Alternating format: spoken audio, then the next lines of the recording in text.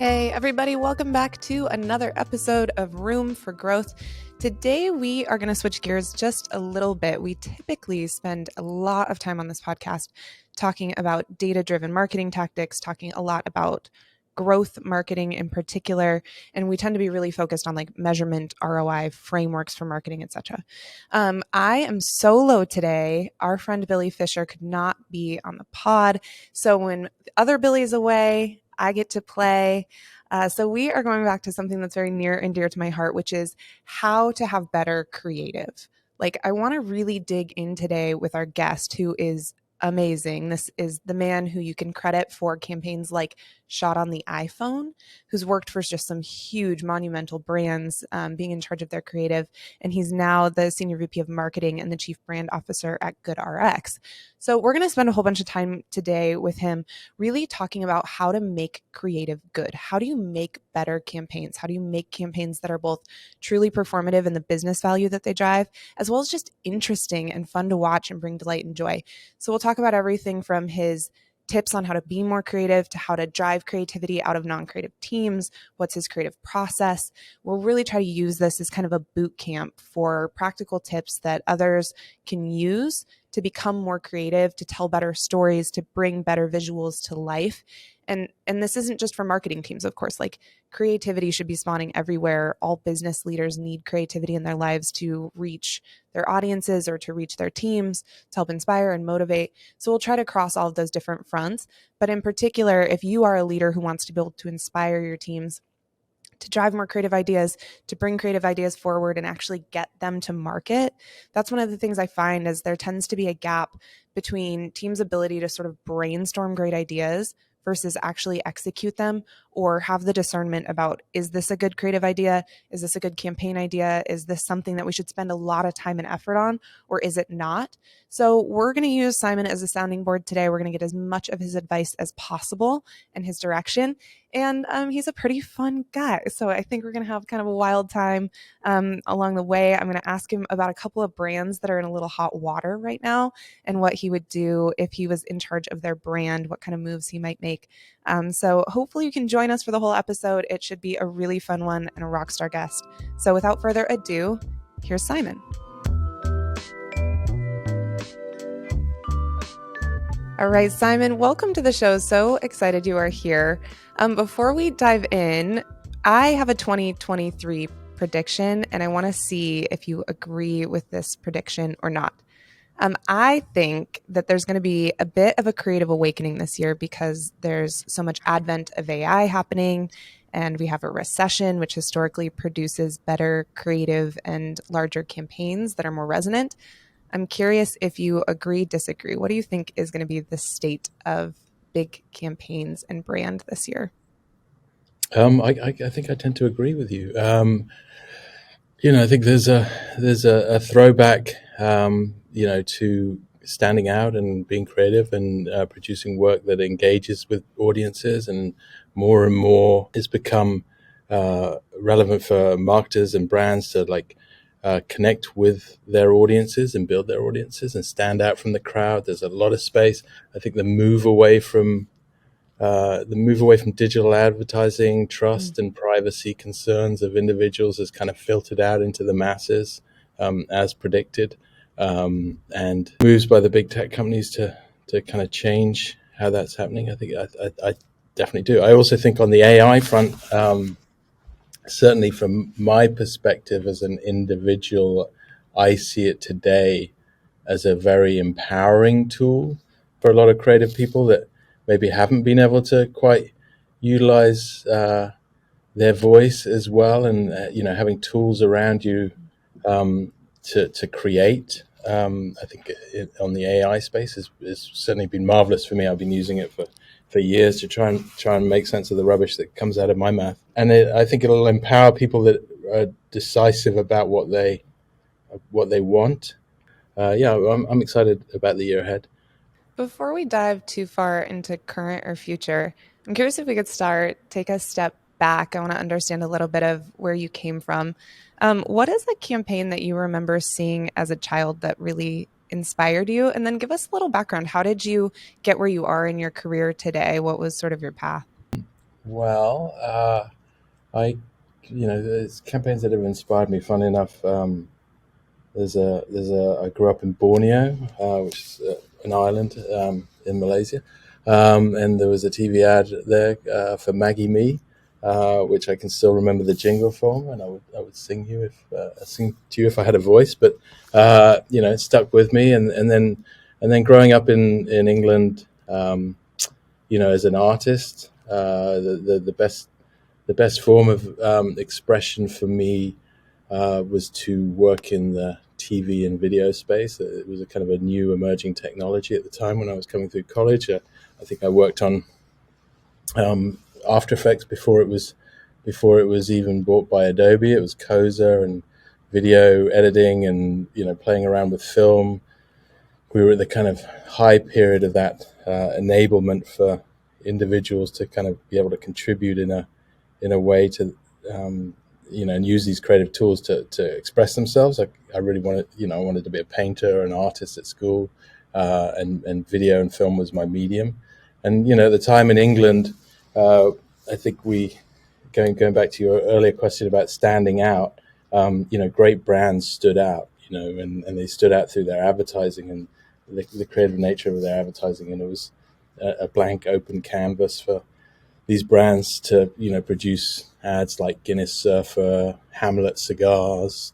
What about today? Are there any examples of big advertising campaigns or creative approaches that you find admirable and you think brands are doing extremely well? Big brand. I mean, I worked at Apple for a number of years, and I've always been a huge fan of the way that they present themselves and project themselves, and the simplicity and quality of advertising and marketing content in general. How they really inform and educate customers, how they really speak to the benefit of their product. So I worked there from 2010 to 2013, launched iPads and all sorts of things like that, and really, helped. I think I contributed in that brand to kind of help humanize some of their product offerings and product launches. But there are brands, the way there are brands like Duolingo was a company that was kind of a funky brand that has done a huge amount with very little, by creating an amazing product, a really standout product, and with some fun social, limited budgets, they've kind of created a icon and language for themselves, and they've driven themselves around the globe. So they've had I can't remember their numbers, but their user base is huge, and they've created a character that kind of works in every country, which is something very hard to do. If you kind of know the world we live in, there's language that doesn't work in different countries. I think they've done a pretty good job. So those would be the two very different extremes. One spends very little on their marketing, and one spends quite a lot on their marketing, and but to the same result as they get brand loyal customers, and they built a brand. So Totally. So many things that we can dig into based off just what you said. Some of the challenges happening in marketing today, especially for leaders in marketing and brand. But I want to go to something that you hinted at your time at Apple. Can you talk to us how you came up with the fairly iconic and infamous shot on an iPhone campaign? And for anybody who has never seen this, you absolutely have seen it. It was on billboards in Times Square and all over the country. It was on TV commercials. It was on social media, just saying, basically, here's a beautiful image. And it was shot with an iPhone camera. Say more. Talk to us about how you came up with this idea, how it was received, and then what it felt like to be rolling it out. absolutely, it's an interesting story, and also I think it's the longest ever running campaign Apple's ever done. And I put put that down on one of my lists of achievements. The story behind it, I can't remember the full details of which phone it was, but we were launching a new phone, maybe the 6 or the 7. One thing to learn about advertising is who came up with what. I was the creative director in the room that pulled the idea back off the floor, where it had been thrown as not a good idea. if I laid credit to anyone, it was a junior art director in England, a French guy called Antoine, who printed out some ideas on a piece of paper, and they were stuck on a wall with 1,000 different ideas. They got this particular idea got pulled down as not the direction we want to go, and I was convinced it was. So I pulled it back up and kicked up a bit of a stink, and then they shipped me off to Apple HQ with a couple of other people, and we tried to get our heads around, how we could create this and how we could use user-generated content, and the creativity of people already using the iPhone to kind of inspire and bring more people on board, and we were competing, with people that wanted to pitch ideas about the feature set of, the shutter release on the button, or some ISO thing, or some low light thing. So, and this was the best way to really kind of simplify and show the range of product you could produce from the camera and inspire people to lead. So, how someone comes up with something in advertising is definitely, but I'll take the credit for pulling it off the floor and giving it its legs. The campaign went on. I think I left and went on, and is still being done today. They took it to video. That one was pretty close to my heart, and very, very proud of what it's done and what it's gone on to do. Talk about that moment where you saw this idea that had basically been dropped, and you had, what was it? The confidence, the discernment, the artistic background. Like, what was it that made you know it was wrong to drop that idea? Or was the problem just that how this idea had initially been pitched and talked through, like the story arc for that was wrong, and so it didn't land very well? I think the job of a creative director, I think if you're good at being a creative director, and this transpires to other things that I've done in my life, not just being a creative director, but is to be a good listener, and to be able to make decisions and choose and pick things out of the sky that might be like wisps of an idea, and be able to dimensionalize them very, very quickly in your mind, and see what they'll look like when they are in the world. And that's kind of the power of imagination. My time in Amazon, I kind of saw that they had a tool to do this, and it's called the PRFAQ, where they write the release of the work, as someone in media might be writing about the work, and it's a really, I saw that as their way of projecting forward what the product that they were trying to build and inspiring people's imagination at its infancy. And I think creative people have a really good ability to dimensionalize the future. So I saw this, and I guess I imagined it in, starting on the Apple homepage, and going to billboards and going into TV and going into film. I think the other thing, again, if there are young aspiring people listening to this, is I had the ability to make things. I'd learned how to work Photoshop, work After Effects, edit videos, and create things. I could hopscotch a storyboard and a script by actually making and producing the content on my laptop, and I kind of actually won my first pitch at the agency by chopping together a bunch of editorial stuff that I'd found to make the commercial, and I presented that, and I said, well, here's the launch of the second round of iPad, and I didn't have to get everybody to think about it and think through what a pencil drawing and a script might look like. I could project them into the future by creating it. It's a good way to win jobs, I can tell you. Take the imagination out of it for people so they can all see what you're trying to communicate. Yeah, I think that's such a great point, and a good tip for anyone listening is, if there are several ways to communicate a point, you can tell people, or you can illustrate what you would actually do, and you can bring it to life. Telling people what you would do has a certain strength. Demonstrating how it might be done or how it's been done in the past has a strength that's greater, but just truly illustrating, like, what would it look like, is going to have the most impact always. Such a good. This is my interpretation why advertising agencies obsess on the idea behind something. There's definitely a correlation with selling an idea. I totally understand selling an idea into a population, and it's stronger than anything you can do. It's like, that you have to read or research far to understand that that's the thing. But selling an idea to your client is a big thing too. And there's a couple of anecdotes that I remember from my time. Is sitting in a room and trying to explain to people my idea, and looking around the room and seeing 12 different faces, all who'd imagined something completely different from what I was describing or what I had in my head. And that led me to be like, I've got to help them here. I think marketing leaders today have such a huge challenge, because if your title is CMO or Chief Brand Officer, or you have anything at this intersection of performance and creative and quality and data in your title, it might mean that you have to have expertise in channels that you've actually never touched, in data that might not have been like your core job, in keeping just all of your creative teams working together and having the same vision.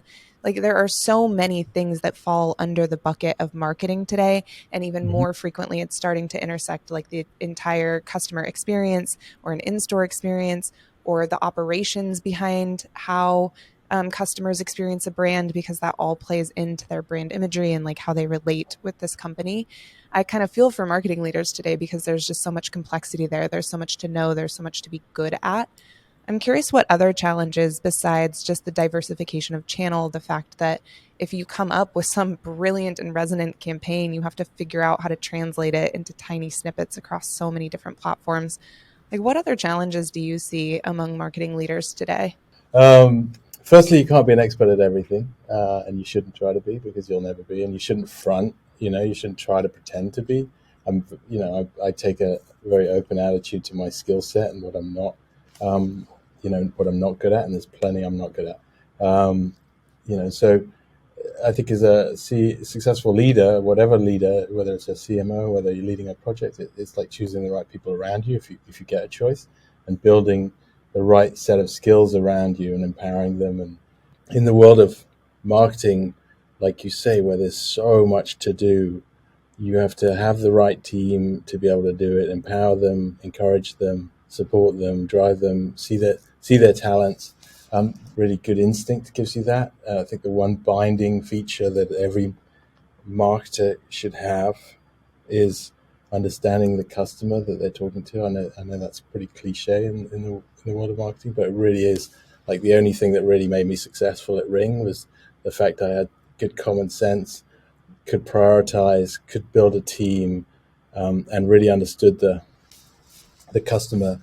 I'm a big believer, because of who I am, that leading through creativity and applying yourself to finding the best solutions for customers always leads you to the right place. That drives revenue, it drives profit, it drives customer loyalty, and wherever you are, in each bracket of a very broad set of things in marketing, getting broader and broader every day with SaaS products and life cycles and all sorts of things like this.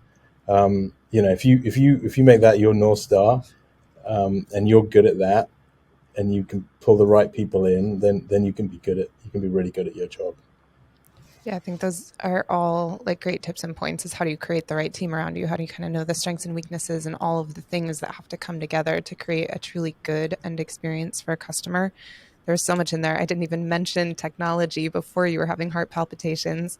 But of course, that's one of the biggest components today, is what platform capabilities do you have to work with, and how will you use them, leverage them, which is interesting. But I want to switch a little bit, especially speaking of technology, to talking about GoodRx, where you are today. Tell us about GoodRx. Who are you guys? Why are you different than your competition? And what are you doing in the world of brand? Well, I could tell you why I decided to move on from Ring, and I saw a great founder-led company here that was providing benefit to millions and millions of Americans, and that this isn't just an advertising that they really do. Is the numbers are astounding, and they were doing this with a very simple, single product. And the opportunity for me was to try and, help them build a brand. They'd invested very little in creative and communication. They hadn't had to because they had such amazing product market fit, and the road ahead for companies that have a really great single product is, how do you network? How do you, before competition comes, before all these other, how do you build, more value into for the customer? How do you build revenue diversification? So I knew that they had to build on brand, and brand was a great lever for them. I could help them communicate better, help them pave the way to, broader value for the customers, to be seen differently amongst, the different people we work with, whether we're working with manufacturers, on brand drug solutions, or we're working with generics and pharmacies. So those are the things that drew me, and they were really good people, really amazing people that work here. Just a really strong kind of core brand value internally, but generally good company, good people, and the fact that they needed me. That I could see that they'd really not invested anything in this. So the first couple of years here, we took it through an outstanding change in the way we communicated in our messaging and our Marcom and our building insights teams and Marcom teams, and going to market in far more effective ways, more efficient ways. So. But that intersection of technology and healthcare, if you wanted to believe convention could be perceived as a little boring at times, there tends to be sort of a cookie cutter way to approach brand in that space. And you have done things really differently. Can you talk about what direction you took with the GoodRx brand, and how did you keep it fun? Everybody wants to be entertained. No one wants a message shoved down their throat. So I think I think the first port of call is you have to make things interesting for people. It doesn't have to always be some comedy spot, So we came in, I came in and built a team, and we decided kind of who we wanted to be and who we were talking to. And one of the big difficulties of this company is its addressable market's so big. You're talking to absolutely everyone, which is great on one side of the equation. On a comms side, it's pretty difficult because you can't really, hone your message to groups or segments of people. I think that's something good to talk about. I think in a chief marketing officer, chief brand officer, chief creative officer in a place, I think a lot of what you're trying to do is keep yourself on track. Like every piece of work that comes your way from a different creative group is going to come with a different flavor and a different sensibility, and a new part of your role is, and I learned this at Apple, was you have a playground to play in, and you can't be jumping in and out of that. Consistency of messaging, consistency of voice, consistency of brand is a really important thing, and you're the steward and guardian of that, as a chief marketing officer, chief brand officer, chief creative, in all these roles, chief product officer in many ways too, that you have to kind of decide who you want to be, and then really stick to that. And you can grow, you can develop, but it doesn't happen, campaign to campaign. It happens, over longer periods of time. I think we decided who we wanted to be by really listening to our customers, and I think the first thing I did when I arrived here was like, okay, cool. I want to listen to all the customer testimonials that we ever had. I want to hear how people talk about us, and understand, how they think of us. What was surprising was they didn't think about us in terms of just discounts saved. They talked about the conditions we'd solved for them, and they talked about the kind of empowerment that we'd given them, and the human benefits outside of just savings that we'd enabled for them. So less stress, peace of mind, all these really genuine things. I felt like the other thing that I brought to this brand was kind of what I try to bring to my own life is, to have my own principles projected in the brand, and truth, and telling the truth is a fantastic thing for just show the truth. We don't have to make anything up. There are millions of people saving hundreds, thousands of dollars every year through our services. So, it's quite simple, really. You just kind of tell the truth, and it becomes and you talk to your customers and you show your customers, and people relate to those people, and you try to keep it as simple as possible for people. We're that's as honest as I can be with our advertising. Is I got very angry with someone the other day because they pulled stock images and put a customer testimonial on a stock image, and I was like, no, we can't do that. It's got to. We want to try wherever we possibly can just to show the genuine experience. So, and that helps again dimensionalize it for other customers, and they can see the value through that. That's so interesting. Something that I consistently challenge marketing leaders to think about, especially in a world of automation. We see this a lot when you think about what behaviors should automate a message, or at what moments in time might a brand want to speak to their consumers to try to change their behavior, or use a data point to inspire some kind of change in behavior. An example I think of is like a financial services brand could decide to use some really negative marketing tactics that would be super effective at driving engagement with their consumers based on certain behaviors. So it might be things like, whoa, your spending is higher than normal this month. If you get that message, if you get that subject line in an email from a financial services brand, somebody that you work with, you are going to immediately have a heart palpitation again. Like, you're going to panic just a little bit, and you might click on that message and you might consume it, and you might even click into the app, and you might, look at your spending consumption. But ultimately, I think brands need to be really cautious when they're using any kind of like fear-based tactic or falsities in how they try to leverage, especially what people are doing in your product or how they're using your product to drive better usage. I'm curious what you think about this. Like, when it's easy to flirt with tactics that play into fear, like, how do you choose humanity over sort of profit in that moment? My old CEO used to kind of tease me about the only CMO in history that didn't want to make any money. Uh,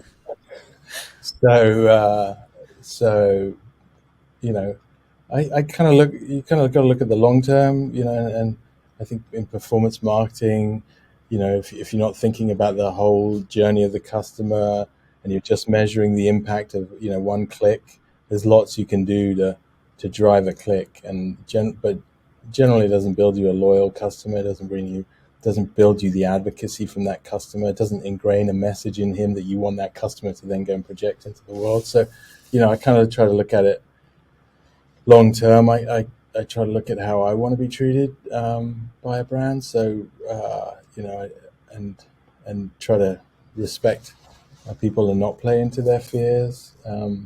There was plenty we could do at Ring, or being a home security company and in that mold. And and what we try to do was to try and show and always an empowered homeowner, empowered and trying to show the villain. And in a lot of cases, we're using actual footage, but not do it in a way that scared people, but empowered them, and try to find a little bit of a kind of lighter comedy angle. There's a lot to be worried about. We don't need brands and companies making people worried about things as well. So we were trying to come up with ideas for the Retina display on a phone that they were launching. It was the new product feature. And the product marketing managers at Apple were like, yeah, it's all about the Retina display. It's 10 million pixels and but and they were giving us all these specs and text.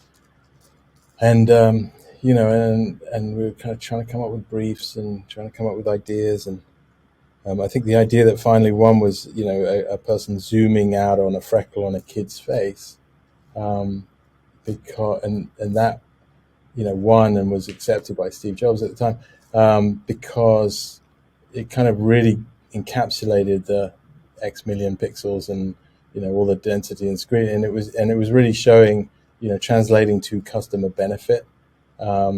So I think that was a long-winded way of saying I try to think, how we can best show simply, in an informative, entertaining way, what the customer benefit of what we're trying to, get people to understand. And again, different points in the journey, different mediums, whether you're working something in social, whether you're working something, a TikTok influencer or a TV ad or a radio ad, or, I mentioned the Amazon thing, working backwards, trying to get people to think about, what people are going to write about their, the work that they do, and how they're going to write about it. And that kind of helps you, shape what you create.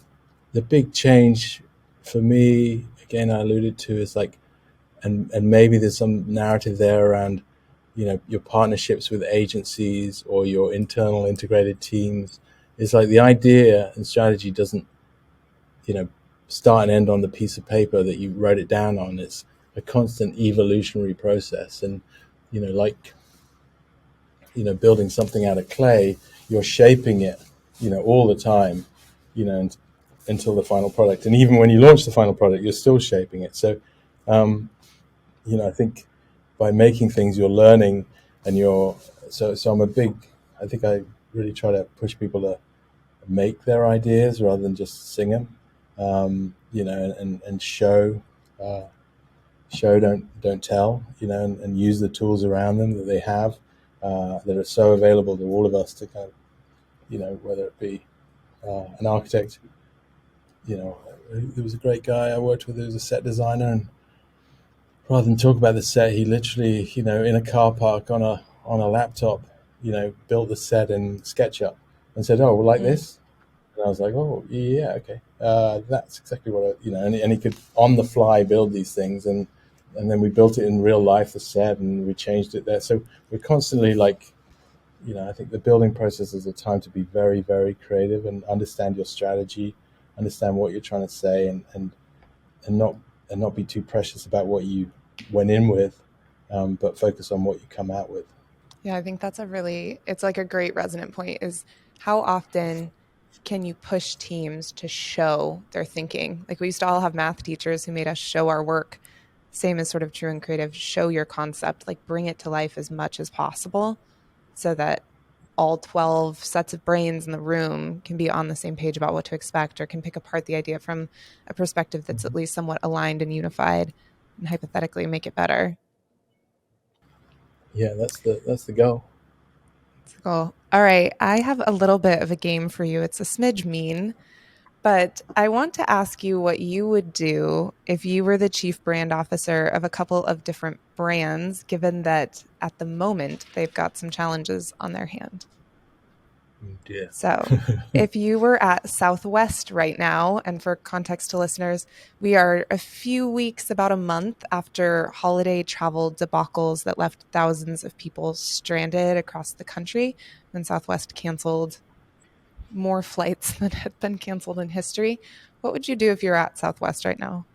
I would focus all my attention on customer service and building, better relationships, and then I'd let, PR and people try to talk about and realize I was in for a very long road. I certainly wouldn't come out with a TV ad, or anything like that. I'd really focus on customer success and rebuilding that trust. You're not a big fan of the like, we're better and more improved post fallout? I don't think that people believe. You can't just say what you want anymore in advertising. I think people are smart in that, and they need to hear it from their friends, and word of mouth and experience is such a huge part of building brands. I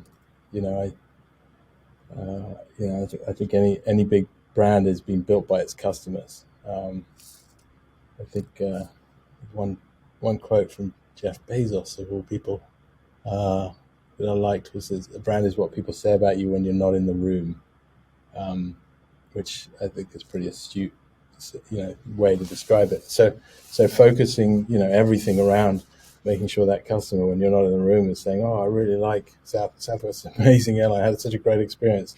Like that's gonna, really empower your marketing efforts. And How about Balenciaga? That's a fun brand that, at this premium intersection of sort of art and product has been in some real hot water lately. I think they're still flirting with how to be a luxury brand in a luxury space while disenfranchising so many of their potential buyers. You think that matters? Like what would you do today? I would be very apologetic. I would try to go back to my roots. I would try to simplify things. Getting back to your roots, getting back to simplicity, getting back to honesty and truth and trust, and and not trying to be so divergent from normality that you kind of alienate yourself. So maybe that's what I'd try. I can't afford to buy Balenciaga, so really probably not a good. In knowing my customer, I'm probably not very good at that. Okay, we are running short on time, but I want to ask you just a couple of questions, a little bit more like quick hit here. Um, what is either the best or the worst career advice that you have ever received? Best career advice. When I was a guy called Eric Grumbine, who now works, who's a ECD, told me to listen more, which was pretty good. I think I thought I could prove myself by talking a lot. It was also probably the worst career advice in the way, because then I just shut up and didn't say anything for a long time, and just listened. And then, I think you got to kind of balance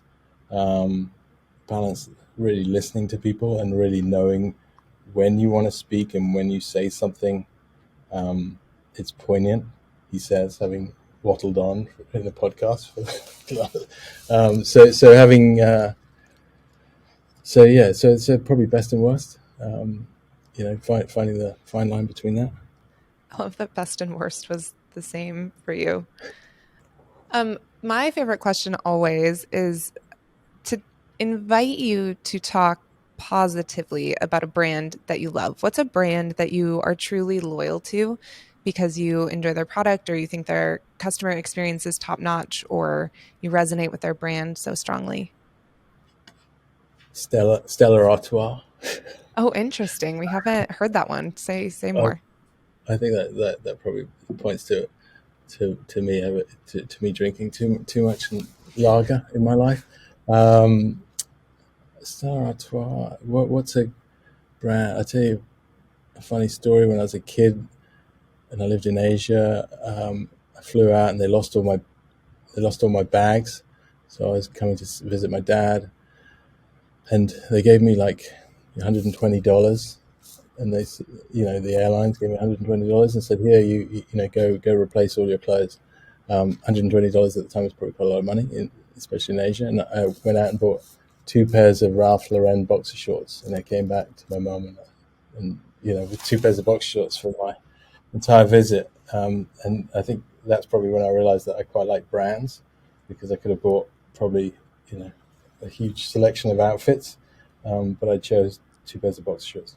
So I think there are old brands that I like. I'm definitely, I think as the big brands, I think Apple, I think they do a fine job of really trying to. They've all got their intentions. Everybody's got their intentions, but I think they do try hard take to find the high path and the high ground.